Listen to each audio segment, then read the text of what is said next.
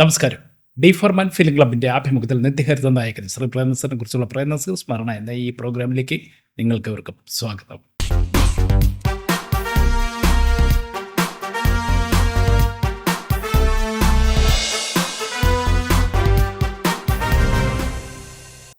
ഇന്ന് പ്രേംനസീർ സ്മരണ നിത്യഹരിത നായകൻ ശ്രീ പ്രേംനസീർ സാറിൻ്റെ 37ാം ചരമവാർഷികത്തോട് അനുബന്ധിച്ച് എറണാകുളം ഇടപ്പള്ളി ചങ്ങമ്പുഴ പാർക്കിൽ പ്രേംനസീർ ഫൗണ്ടേഷൻ്റെ ആഭിമുഖ്യത്തിൽ നടന്ന പ്രേം സ്മൃതി 2026 ചടങ്ങിൽ പ്രേംനസീർ സാറിനോടൊപ്പം പല ചിത്രങ്ങളിലും വേഷം ചെയ്തിട്ടുള്ള ശ്രീലത നമ്പൂതിരിമാടുമാണ് ഇന്ന് ഈ പ്രോഗ്രാമിൽ. ഇവിടെ സ്റ്റേജിലിരിക്കുന്നവർക്കും സദസ്സിലിരിക്കുന്ന എല്ലാവർക്കും നമസ്കാരം. പ്രേംനസീറിനെ കുറിച്ച് പറയുകയാണെങ്കിൽ ഒരുപാട് കാര്യങ്ങളുണ്ട്. സത്യം പറഞ്ഞാൽ ഇവിടെ നിൽക്കുമ്പോഴേ അദ്ദേഹത്തെക്കുറിച്ചുള്ള എൻ്റെ പഴയ ഓർമ്മകളൊക്കെ ഇങ്ങനെ മനസ്സിലിങ്ങനെ വന്നുകൊണ്ടേയിരുന്നു. ഞാൻ സ്കൂളിൽ പഠിക്കുന്ന കാലത്ത് ഒരുപാട് സിനിമകൾ കണ്ടിട്ടുണ്ട്. പക്ഷേ അന്നൊന്നും ഒരിക്കലും പ്രേംനസീറിൻ്റെ കൂടെ അഭിനയിക്കാൻ പറ്റുമെന്ന് ഞാൻ സ്വപ്നത്തിൽ വിചാരിച്ചിട്ടില്ല. അദ്ദേഹത്തെ കാണണമെന്ന് ഒരുപാട് ആഗ്രഹിച്ചിരുന്നു. എൻ്റെ അച്ഛൻ്റെ സഹോദരി കുമാരി തങ്കം അദ്ദേഹത്തിൻ്റെ നായികയായി 2 സിനിമകൾ അഭിനയിച്ചിട്ടുണ്ട്. അങ്ങനെയാണ് ഞാൻ മദ്രാസിലോട്ട് ചെല്ലുന്നത്. പക്ഷേ ഒരുപാട് പ്രതീക്ഷകളോടുകൂടി ചെല്ലുകയായിരുന്നു മദ്രാസിൽ. പ്രേംനസീറിനെ കാണാം, അദ്ദേഹത്തിൻ്റെ കൂടെ നായികയായിട്ടൊക്കെ അഭിനയിക്കാം. പക്ഷേ ആ പ്രതീക്ഷകളൊക്കെ തെറ്റിപ്പോയി. അവിടെ ചെന്നപ്പോൾ എനിക്ക് അഭിനയിക്കാൻ വിരുദൻ ശങ്കുന്നൊരു സിനിമയാണ്. എനിക്കറിയില്ലായിരുന്നു സത്യം പറഞ്ഞാൽ. അതിൽ അടൂർ ഭാസിയാണ് നായകൻ. ഞാൻ അതിൽ അഭിനയിച്ചില്ല. ജന്മം ചെയ്തിട്ടും ഞാൻ അഭിനയിക്കത്തില്ല എന്ന് പറഞ്ഞു. അങ്ങനെ അത് മറ്റൊന്നും കൊണ്ടല്ല. ഒന്നാമത് നമുക്ക് കോമഡി അഭിനയിക്കുന്നതിൽ പിന്നെ എനിക്കൊരു 10-17 വയസ്സേ ഉള്ളൂ. എൻ്റെ സങ്കല്പത്തിലുള്ളൊരു നായകനായിട്ട് എനിക്ക് തോന്നിയില്ല. പക്ഷേ പിൽക്കാലത്ത് അദ്ദേഹത്തിൻ്റെ കൂടെ മാത്രമേ ഞാൻ കൂടുതൽ സിനിമകൾ അഭിനയിച്ചിട്ടുള്ളൂ. അങ്ങനെ നസീർ സാറിൻ്റെ കൂടെ അഭിനയിച്ച ഒരു സിനിമയാണ് ആദ്യം റിലീസായത്. അതിനു മുമ്പ് ഞാൻ സത്യമാഷിൻ്റെ മകളായിട്ടൊരു സിനിമ അഭിനയിച്ചിരുന്നു. പഠിച്ച കള്ളെന്നൊരു സിനിമയാണ് നസീർ സാറിൻ്റെ കൂടെ ഞാൻ ആദ്യമായിട്ട് അഭിനയിക്കുന്നത്. പക്ഷേ ആ സിനിമയിൽ അഭിനയിക്കുമ്പോൾ എന്ന് വെച്ചാൽ നമ്മൾ ഒരു നാട്ടുമ്പുറത്ത്, എൻ്റെ വീട് കരുവറ്റയാണ്, ഒരു നാട്ടുമ്പുറത്തുനിന്ന് വന്ന ഒരു കുട്ടിയെന്നുള്ള നിലയ്ക്ക് സിനിമയെപ്പറ്റി എനിക്കൊന്നും അറിയില്ല. പിന്നെ ഭയങ്കര മനസ്സിൻ്റെ സന്തോഷം എന്ന് വെച്ചാൽ ആ ഒരു ആദ്യം എടുക്കുന്ന ഒരു സീനിൽ നസീർ സാറും ഞാനും ബാസിച്ചേട്ടനും കൂടെ അഭിനയിക്കുന്ന ഒരു പാട്ട് സീനായിരുന്നു. അപ്പം അതൊരു മ്യൂസിയത്തിലാണ് എടുക്കുന്നത്. അപ്പോൾ അവിടെ ഒരു ആനയെ കൊണ്ട് നിർത്തിയിരുന്നു, ഒരു പാട്ട് സീൻ. അപ്പം ബാസിച്ചേട്ടൻ പറയുന്നുണ്ട്, നിങ്ങൾ ഈ ആനയുടെ അടി കൂടെ നടക്കണമെന്ന്. കരച്ചിലോട് കരച്ചിൽ. ഈശ്വര, ഇങ്ങനെ അഭിനയിക്കാൻ വന്നിട്ട് ഒരു ആനയുടെ ചവിട്ടുകൊണ്ട് ചാണ്ട ഗതികേടാണോ? അപ്പം ഞാൻ പറഞ്ഞു, സാറേ ഒന്ന് പറയാം സാറേ, എനിക്ക് പേടിയാണ്. അപ്പം നസീർ സാറ് പറഞ്ഞു, നിങ്ങളെന്ത് പറയുന്നത്, ആ കുട്ടി ആദ്യമായിട്ട് അഭിനയിക്കാൻ വന്നിരിക്കുകയല്ലേ, ഇങ്ങനെയൊക്കെ കൊണ്ട് ആനയുടെ അടി കൂടെ നടക്കാൻ പറഞ്ഞാൽ സമ്മതിക്കുമോ? അങ്ങനെ മനസ്സോടെ ആ സിനിമയിൽ അഭിനയിച്ചു. ശരി, ഈ സിനിമ കഴിയുമ്പോൾ സ്ഥലം വിടാമെന്ന് വിചാരിച്ചു. പക്ഷേ കൃഷ്ണനായർ സാറ് പറഞ്ഞു, ഈ സിനിമയുടെ അഭിനയിച്ചിട്ട് മുഴുവനാക്കിയിട്ട് പോയിക്കോ എന്ന് പറഞ്ഞു. അപ്പോൾ അതേ സമയത്ത് അന്ന് മലയാള സിനിമയിൽ ഹാസ്യം അഭിനയിക്കാൻ ചെറുപ്പക്കാരികളില്ല. അപ്പം അത് എന്നെ സംബന്ധിച്ച് എനിക്കൊരു ഭാഗ്യമായിട്ട് തോന്നി. അങ്ങനെ വീണ്ടും അതിൽ അഭിനയിച്ചുകൊണ്ടിരിക്കുന്ന കാലത്തിന് ഒരുപാട് സിനിമകൾ അഭിനയിക്കാനുള്ള ഒരവസരം എനിക്ക് കിട്ടി. അങ്ങനെയാണ് ഞാൻ ഒരുപാട് സിനിമകൾ അഭിനയിച്ചു. കൂടുതലും ബാസിച്ചേട്ടനും നസീർ സാറും ഉള്ള സിനിമകളിലാണ് കൂടുതലും അഭിനയിച്ചിരുന്നത്. അന്ന് നസീർ സാറൊക്കെ അഭിനയിക്കുന്ന പഴയ പടങ്ങൾ, ഭക്തകുചേല എന്നൊക്കെ പറഞ്ഞ പടങ്ങളൊക്കെ കണ്ട് നമ്മൾ ഭയങ്കര ഒരു ആരാധനയോടുകൂടിയാണ് എപ്പോഴും ഇങ്ങനെ നോക്കിയിരിക്കും ഞാനിങ്ങനെ. അപ്പം ഉദയായിലൊക്കെ ഷൂട്ടിങ്ങിന് പോകുന്ന ഒരു സമയത്ത് അവിടെയുള്ള ഞങ്ങളെപ്പോഴെങ്കിലും മദ്രാസിലാണ് താമസിക്കുന്നത്.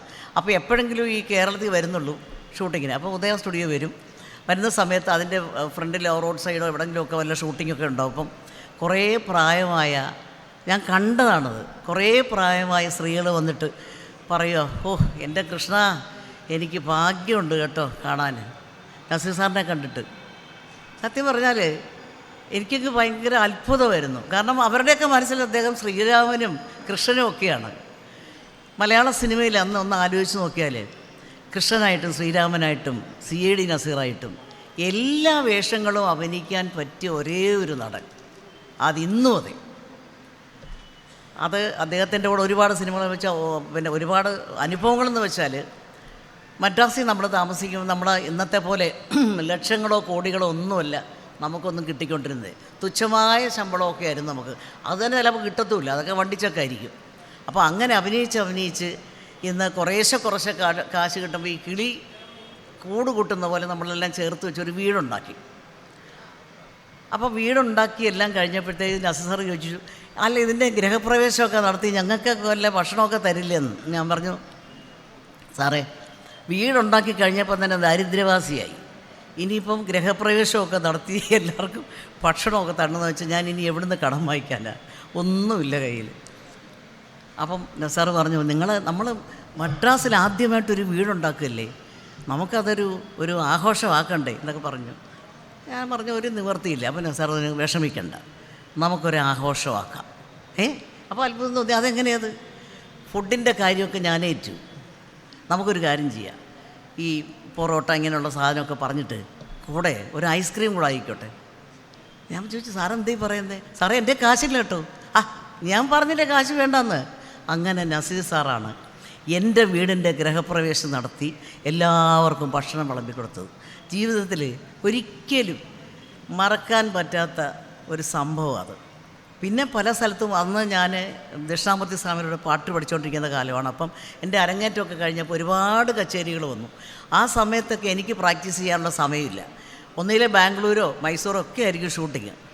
അപ്പം അവിടെയൊക്കെ 6 മണി കഴിഞ്ഞാൽ പിന്നെ ഷൂട്ടിംഗ് ഇല്ല. അപ്പം നമ്മൾ റൂമിൽ വന്നിരുന്ന് പ്രാക്ടീസൊക്കെ ചെയ്യുമ്പോൾ ഒരു പ്രാവശ്യം ഇതുപോലെ ബാസിയേട്ടൻ നസീർ സാറ് വന്നിട്ട് ചോദിച്ചു, അപ്പം എന്താണ് പ്രാക്ടീസ് ചെയ്യണം? അതപ്പോൾ ഞങ്ങളും കൂടെ കൂടാമെന്ന് പറഞ്ഞിട്ട് അദ്ദേഹം ഒരു മേശയെടുത്ത് അതിൽ ഈ മൃദംഗം വായിക്കുന്ന പോലെ അങ്ങനെ മൃദംഗം വായിക്കുക, അവർ രണ്ടുപേരും കൂടെ ഞാൻ പാട്ട് പ്രാക്ടീസ് ചെയ്യുക. എനിക്കതൊക്കെ ഒരു അത്ഭുതം തോന്നി. അതുപോലെ പാട്ട് പാടുന്ന കാര്യത്തിൽ എനിക്കെന്നും തോന്നിയിരുന്ന ഒരു അത്ഭുതമായിരുന്നു, ഈ മനുഷ്യന് ഇത്ര നന്നായിട്ട് എങ്ങനെ പാടാൻ സാധിക്കുന്നു. അപ്പോൾ ഞാൻ ഒരു സംശയം തോന്നി, പാട്ട് പാടാൻ കഴിവുണ്ടായിരിക്കുമെന്ന്. അങ്ങനെ ഞാനും ബാസ്റ്റിയനോട് ഒരുപാട് നിർബന്ധിച്ച് അന്ന് അദ്ദേഹത്തെ കൊണ്ടൊരു പാട്ട് പഠിച്ചു. അത് റെസ്റ്റ് ഹൗസിലുള്ള അദ്ദേഹത്തിന് ഏറ്റവും ഇഷ്ടമുള്ള ഒരു പാട്ട്. പാടാത്ത വീണയും പാടും പ്രേമത്തിൻ ഗന്ധർവ വിരൽ തൊട്ടാൽ, പാടാത്ത മാനസ വീണയും പാടും, പാടാത്ത വീണയും പാടും. സുന്ദരമായിട്ട് പാടി. ഭയങ്കര അത്ഭുതം. മലയാള സിനിമ 2 പേരേ ഉള്ളൂ ഇത്ര പാട്ട് തന്മയത്തോടുകൂടി അഭിനയിക്കുന്ന 2 പേര്. ഒന്ന് തമിഴിൽ ശിവാജി ഗണേശൻ, ഒന്ന് നസീർ സാർ. കാരണം പാട്ട് പാടുമ്പോൾ ഇവിടുത്തെ ഞരമ്പൊക്കെ ഇങ്ങനെ എഴുതി നിൽക്കുക. അപ്പോൾ അതുകൊണ്ടാണ് ഞങ്ങൾ പറഞ്ഞത് സാറിന് പാടാൻ കഴിവുണ്ട്. അങ്ങനെ സാറ് നിർബന്ധിച്ച് പാടി. പിന്നെ കവിയൂർ പൊന്നമ്മയുടെ ഒരു ഇൻ്റർവ്യൂവിൽ ഞാൻ വായിച്ചു, ആരോ ചോദിച്ചിരിക്കുന്നത് നസീർ സാറ് പാടുമെന്ന്. പിന്നെ അങ്ങേരെ എന്നെ പക്കാല പാടി കേൾപ്പിച്ചത് പുള്ളിക്കാരി പറയുന്നു. അങ്ങനെ ഒരുപാട് അനുഭവങ്ങൾ, ഒരുപാട് പേരെ സഹായിച്ചു. ആരെയൊക്കെ സഹായിച്ചു എന്ന് അദ്ദേഹത്തിന് മാത്രമേ അറിയൂ. അദ്ദേഹം ആരോടും പറഞ്ഞിട്ടില്ല. ഞങ്ങൾ ഇടുക്കി ഡാം തുറന്ന ശേഷം എനിക്കൊന്ന് കടത്തനാട്ട് മാക്കം എന്നുള്ളൊരു ഷൂട്ടിങ്ങിനാണെന്ന് തോന്നുന്നു. അവിടെ പോയി ഞങ്ങളുടെ അപ്പുറത്തെ സൈഡ് സെറ്റ് ഇട്ടു. അപ്പോൾ എന്നും രാവിലെ ഇങ്ങനെ ഷൂട്ടിങ് സ്ഥലത്തുനിന്ന് ഞങ്ങളെല്ലാവരും കൂടെ ഒരു ജീപ്പിലാണ്. ഞാനുണ്ട്, ഷീലാമ്മയുണ്ട്, നസീർ സാറിന്. അന്ന് തനിയെ വണ്ടി വേണമെന്നൊന്നും പറയില്ല. ഞങ്ങൾ വളരെ ജോളിയായിട്ട് പോകുമ്പോൾ അവിടെ ഒരു മറിയാമ്മ ചേട്ടത്തിയുടെ ഒരു ചായക്കട, അവിടെ കയറി ഞങ്ങൾ പുട്ടൊക്കെ കഴിക്കാം. ദിവസവും പറഞ്ഞു വെച്ചേക്കും ഞങ്ങൾ ഈ സമയത്തിൽ വരും. മറിയാമ്മ ചേട്ടത്തി പുട്ടുണ്ടാക്കി വെച്ചേക്കണം. ഞങ്ങളുടെ കൂടെയൊക്കെ എല്ലാവരുടെ കൂടെ ഇന്ന് വളരെ സന്തോഷമായിട്ട് അദ്ദേഹം കഴിക്കുന്നു. എനിക്ക് അത്ഭുതം തോന്നിയിട്ടുണ്ട് അദ്ദേഹം. അതുപോലെ തന്നെ ഞങ്ങൾ ചെന്നൈയിൽ താമസിക്കുമ്പോൾ എല്ലാം സെറ്റിലാണല്ലോ ഷൂട്ട്. അപ്പോൾ ഷൂട്ടിംഗ് അല്ലാത്ത സമയത്ത് എല്ലാവരും കൂടെ പുറത്ത് വന്നിരുന്ന് ചെയറൊക്കെ ഇട്ട് എല്ലാവരും പുറത്ത്, എല്ലാവരും തന്നെ ഞാനൊരു നായകനാണ്, ഞാൻ കുറച്ച് മാറി, അങ്ങനെയൊന്നുമില്ല. ഞങ്ങളെല്ലാവരും വളരെ സ്നേഹത്തോടു കൂടി ആ പുറത്ത് വന്നിരുന്ന് പിന്നെ സംസാരിക്കും, ഓരോരോ വിശേഷങ്ങൾ ചോദിക്കും, എന്തുവായി നമ്മുടെ വീട്ടിലെ കാര്യങ്ങൾ അന്വേഷിക്കും. അതുപോലെ നമ്മുടെയൊക്കെ വീട്ടിൽ എന്തെങ്കിലും ഒരു പിറന്നാളോ എന്തുണ്ടായാലും അദ്ദേഹം രാത്രിയാണെങ്കിലും ഷൂട്ടിംഗ് കഴിഞ്ഞാലും വന്നിരിക്കും. നമ്മൾ പ്രതീക്ഷിക്കുന്നില്ല, എന്നാലും സാറിനെ നിർബന്ധിക്കരുതെന്ന് വിചാരിക്കും. അപ്പോൾ വന്നിരിക്കും. അതുപോലെ അന്നത്തെ കാലത്ത് ഞങ്ങൾക്ക് കാരവനില്ല, മൊബൈലില്ല. അതുകൊണ്ടൊരു ഗുണം കിട്ടി, പരസ്പരം ഞങ്ങൾക്ക് സ്നേഹിക്കാൻ പറ്റി. ഞങ്ങളുടെ കാര്യങ്ങൾ, ഞങ്ങളുടെ വീട്ടിലുള്ള കാര്യങ്ങളോ അതിനെപ്പറ്റിയൊക്കെ ഞങ്ങൾക്ക് സംസാരിക്കാൻ പറ്റി. അപ്പോൾ എന്ന് വെച്ചാൽ നമ്മളെല്ലാവരും ഒന്നിച്ചാണ് ഇരിക്കുന്നത്. അതുപോലെ ഒരു ജീവിതത്തിൽ ഞാൻ സന്തോഷിച്ച പോലെ ഒരു ജീവിതത്തിൽ ഇതുവരെ സന്തോഷം എനിക്ക് വേറെ കിട്ടിയിട്ടില്ല. കാരണം ഇത്രയും വലിയൊരു നടൻ്റെ കൂടെ കുറേ സിനിമകൾ അഭിനയിക്കാൻ പറ്റി. പിന്നെ അദ്ദേഹവുമായിട്ടുള്ള സൗഹൃദം, അദ്ദേഹം നമ്മളെക്കുറിച്ച് അന്വേഷിക്കുന്നു, സുഖമാണോ, വീട്ടിൽ എന്തൊക്കെയുണ്ട്. അതാണ് ഞാൻ എൻ്റെ വീട് കെട്ടിക്കൊണ്ടിരുന്നപ്പോൾ അദ്ദേഹം ഒരിക്കൽ ചോദിച്ചിട്ടുണ്ടെങ്കിൽ, ശ്രീലതേ വീടൊക്കെ തീരാതെ എന്തെങ്കിലും ആവശ്യമുണ്ടെങ്കിൽ പറയണേന്ന്. ഞാൻ പറയില്ല സാർ, ഒന്നുമില്ല. എന്തിനാ പറയുന്നത്? അങ്ങനെ ഒരു ചോദ്യം പോരെ നമ്മുടെ മനസ്സ് സന്തോഷിക്കാൻ? അങ്ങനെ ആരെങ്കിലും ഇതൊക്കെ ചോദിക്കുമോ? ഒരിക്കലുമില്ല. അതുകൊണ്ട് ഒരിക്കലും നസീർ സാറിൻ്റെ ഒരു ഫംഗ്ഷൻ ഞാൻ പോകാതിരിക്കുകയില്ല. എൻ്റെ ഓർമ്മകൾ എപ്പോഴും എന്നും എൻ്റെ മനസ്സിൽ അങ്ങനെ നിറഞ്ഞു നിൽക്കുന്നുണ്ട്. പിന്നെ ആരോ പറഞ്ഞതുപോലെ നമുക്ക് ഒരുപാട് നല്ല നടന്മാരെ നടിമാരെ എല്ലാം നമുക്ക് നഷ്ടപ്പെട്ടിട്ടുണ്ട്. പക്ഷേ അവരുടെയൊക്കെ സിനിമകളൊക്കെ നമ്മൾ ഈ ടി വി കാണുമ്പോൾ എന്നെ സംബന്ധിച്ച് പറയാം, എനിക്ക് ഭയങ്കര ദുഃഖം തോന്നിയിട്ടുണ്ട്. ഈശ്വര, ഞാൻ ഇവരുടെ കൂടൊക്കെ അഭിനയിച്ചിട്ടുള്ളതാണല്ലോ, ഇവരെല്ലാം നമ്മളെ വിട്ടുപോയല്ലോ. എത്ര വലിയ കലാകാരന്മാരായിരുന്നു അവരൊക്കെ എന്ന് ഒരുപാട് ഞാൻ വിഷമിച്ചിട്ടുണ്ട്. അവിടെ ഞാൻ ടി വി ഓഫ് ചെയ്ത് കളയും. അങ്ങനെ പ്രേം നസീറിൻ്റെ 37ാമത്തെ ജന്മദിനമാണ്. ഇത്ര പെട്ടെന്നാണ്. ഞാൻ കല്യാണം കഴിച്ച് കുന്നംകുളത്ത് താമസിക്കുന്ന കാലത്തും അദ്ദേഹം ആ വഴി പോകുമ്പോൾ അവിടെ ഇറങ്ങുമായിരുന്നു. ഞാനിങ്ങനെ മരുന്നുണ്ടാക്കുന്നതെല്ലാം കണ്ടിട്ട് പറയും, ഓ എന്തൊരു മാറ്റമായി ഇപ്പോൾ ശ്രീലതയ്ക്ക്. സിനിമയിൽ നിന്ന് പിന്നെ നേരെ വന്നത് ആയുർവേദത്തിലോട്ട്. സത്യമാണ് അദ്ദേഹം പറഞ്ഞതുപോലെ, എനിക്കതിനെപ്പറ്റി യാതൊരു വിവരമില്ലായിരുന്നു. പക്ഷേ എന്നാലും നമ്മളുടെ ഫീൽഡ് ഇനി അതാണല്ലോ എന്ന് വിചാരിച്ച് ഞാൻ ആ ഫീൽഡിലോട്ട് പോയി. ഇടയ്ക്കിടയ്ക്ക് മദ്രാസിൽ പോകുമ്പോഴും അദ്ദേഹത്തെ കാണുമായിരുന്നു. അങ്ങനെ പെട്ടെന്ന് അദ്ദേഹത്തിൻ്റെ മരണവാർത്തയെക്കുറിച്ച് കേട്ടപ്പം ദുഃഖം എന്ത് പറയണമെന്ന് എനിക്കറിയാൻ വയ്യായിരുന്നു. അങ്ങനെ അദ്ദേഹത്തിനെ കുറിച്ച്, അദ്ദേഹത്തിൻ്റെ ഇതിന് വേണ്ടിയിട്ട് എന്തൊരു ഫംഗ്ഷന് വേണ്ടി എന്നെ വിളിച്ചാലും ഞാൻ അവിടെയൊക്കെ എത്താറുണ്ട്. അദ്ദേഹത്തിൻ്റെ പേരിൽ ഒരുപാട് അവാർഡുകളും എനിക്ക് കിട്ടിയിട്ടുണ്ട്. മനസ്സിൽ ഇപ്പോഴും ആ ഓർമ്മകളുമായിട്ടാണ് ഞാൻ ഇന്നും ഇങ്ങോട്ട് വന്നത്. വിളിച്ചിട്ട് വരത്തില്ല ഞാൻ പറഞ്ഞില്ല, ഞാൻ തിരുവനന്തപുരത്താണ് താമസിക്കുന്നത്, എന്നാലും വേണ്ടില്ല, തിരുവനന്തപുരത്തും ഞാൻ ഇതുവരെ വന്നു. അദ്ദേഹത്തിൻ്റെ ആ ഒരു ഓർമ്മ ദിവസം ഇവിടെ എല്ലാവരും ഒത്ത് പങ്കുചേരാൻ വേണ്ടിയാണ് ഞാനും വന്നത്. എനിക്ക് ഒരുപാട് വിഷമമുണ്ട്. പക്ഷേ ഈ ഒരു സന്ദർഭത്തിൽ എന്നെ ക്ഷണിച്ചതിനും ഇതിൻ്റെ ഭാരവാഹികളോട് ഞാൻ നന്ദി രേഖപ്പെടുത്തുന്നു. നന്ദി, നമസ്കാരം. ഈ പ്രേം സ്മൃതി 2026 പ്രേം നസീർ ഫൗണ്ടേഷൻ നൽകുന്ന ആദരവ് ഏറ്റുവാങ്ങുന്നതിനായി ശ്രീമതി ശ്രീലത ചേച്ചി സ്നേഹപൂർവ്വം സ്വാഗതം ചെയ്യുന്നു.